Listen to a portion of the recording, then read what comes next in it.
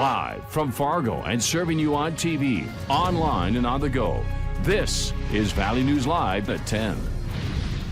Summertime is here and people are turning to more outdoor activity. However, the strong demand for bicycles has left shoppers with few to choose from and exposed a disruption in bike manufacturing.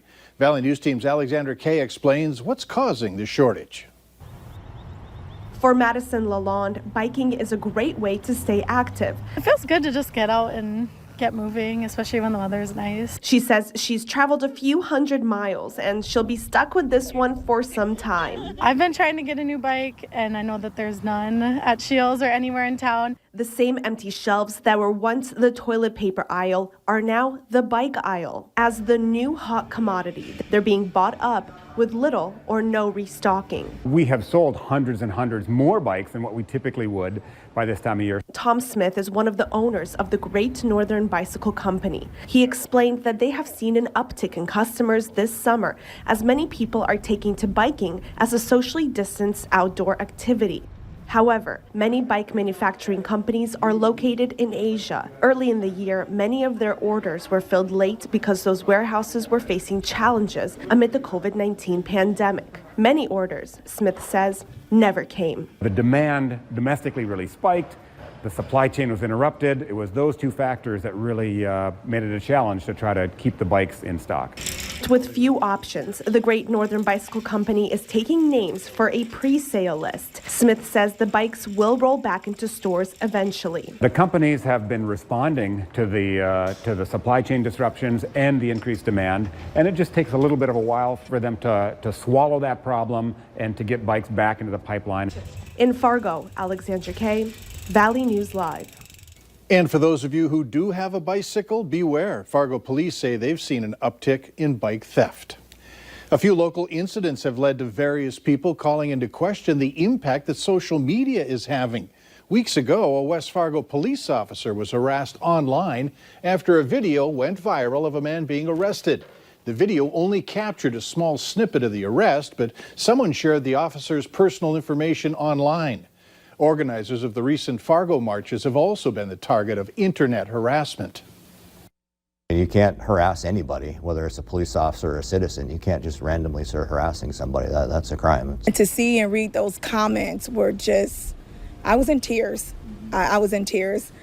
Valley News Live Vice President and General Manager Ike Walker says that threats and hate have no place on our social media sites, and the station works to remove posts and users that violate policies.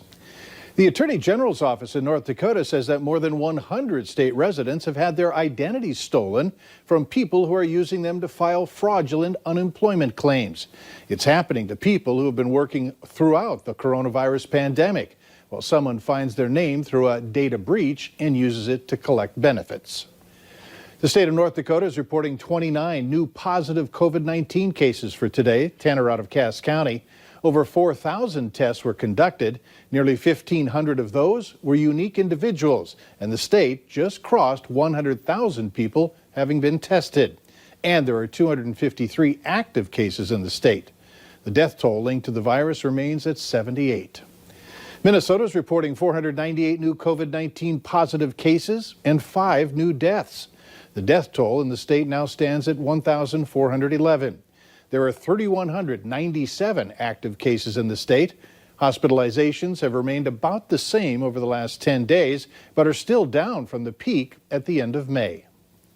The two primary election candidates who called for an investigation into the voting procedure have now filed a lawsuit against North Dakota Governor Doug Burgum and Secretary of State Al Jaeger. Charles Tuttle and Roland Reimers lost their races this month, but are now calling foul. They say they aren't doing it to get back in the race, but to avoid what they're calling a severely flawed election. Cross over, and you're at the polling place. When you go to put your ballot in the machine will reject it. How many of those would have been saved by having them at the polling place? Tuttle said rather than a primary do-over, he'd like all partisan candidates to move forward onto the November ballot. Governor Burgum and Secretary of State have not commented on the lawsuit. The Minneapolis City Council is taking another step to dismantling the city's police department. The ordinance to remove the requirement for a police department from the city charter passed on a unanimous vote. The charter amendment calls instead for a Department of Community Safety and Violence Prevention. It also includes a provision for licensed law enforcement officers. Mayor Jacob Fry has been opposed to a full dismantling and believes the current department just needs change from within. Now, we need policy changes too. And over the coming months, you will see a consistent drumbeat of policy changes coming from both myself and Chief Arredondo. But let me be clear, culture eats policy for breakfast. And unless we can tackle those necessary elephants in the room, being the arbitration, the federation, and the collective bargaining agreement, we won't see the transformational change that we're talking about. After a lengthy legislative process, the charter amendment would go to a city vote in November. A Republican bill on nationwide police reform did not get the votes needed in the U.S. Senate earlier this week. Well, today, House Democrats approved a bill with the help of 3 Republicans. Yeah, you know, I think it's very unfortunate. The Democratic majority in the House wouldn't take any of the Republican amendments. The Democrat minority in the Senate wouldn't take any of the Republican amendments. And there really is broad-based. I mean, there's 350 members of Congress that have co-sponsored some form of police reform. So it's unfortunate that we're going to go through this process, and I think at the end of the day, 3 weeks from now, the only reform we'll have will be President Trump's executive order. It's a little personally frustrating for me. I did this in the state legislature. I chaired our Justice Reinvestment Committee.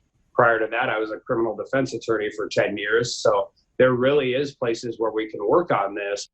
The bill did pass by the House, now heading to the Senate, where Majority Leader Mitch McConnell has said it will not pass the Republican-held chamber.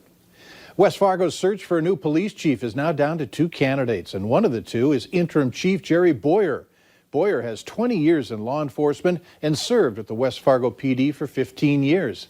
The other is Montana State University Billings Chief of Police and Emergency Management Director Dennis Otterness. He has close to 30 years in law enforcement, including serving as Deputy Chief in Bloomington, Minnesota. The final interviews will be held July 8th. Following that, a final recommendation will be made to the West Fargo City Commission. Last week, we told you about a story on residents in a senior community fighting for the right to fly an American flag in the front yard. They put the flag up only to be told by management to take it down, claiming it was against their policy. Well, they called our whistleblower hotline, and after our story aired, Goldmark Property decided to put up a wall mount for a flag to fly, and then also provided the group with another flag to fly off the back porch of one of the residents. It makes me proud to feel I can fly my flag. Well, my dad fought in World War II. I had uncles. It warms my heart to have the flag. If you have an injustice, call our whistleblower hotline. A member of our team will get on it and try to expose the truth. A Fargo woman is making sure that there's some goodness to be found even in darker times. She's been spreading kindness to strangers throughout the Red River Valley. Valley News Team's Courtney Lockie shows you how she and her friends were able to do just that. It's amazing how far a giving heart and $400 can go. That's all Emma Bartleson needed to spread kindness. What a better time to do it and get some people together and spread some joy. With donations and money from her own store, she and a group of friends set out, starting at the mall where they handed out 12 bouquets of flowers to strangers and posted over 100 positive sticky notes. That's only the beginning. They took treats to Fargo police, fire and emergency crews, a trucking company, and hospitals. Food, litter, toys to animal shelters, supplies, soaps, and all of that stuff to the women's shelter. And they put $30 in baggies, placing them at grocery stores with notes saying, treat yourself and have a good day. I love Fargo, and it's a place that feels like home, and everyone here is so nice, and we have such a great community here. For all of the strangers, it was a total surprise. One received with a lot of joy. I think that we all could use a little kindness, especially during this time, and it's so easy to make someone's day. Emma says kindness is a gift we all can afford, and that by making someone's day, you'll also make your own. In Fargo, Courtney Lockie, Valley News Live. Emma says she hopes to continue spreading kindness and is asking you to join in. We've got links on our website. Download the VNL News app.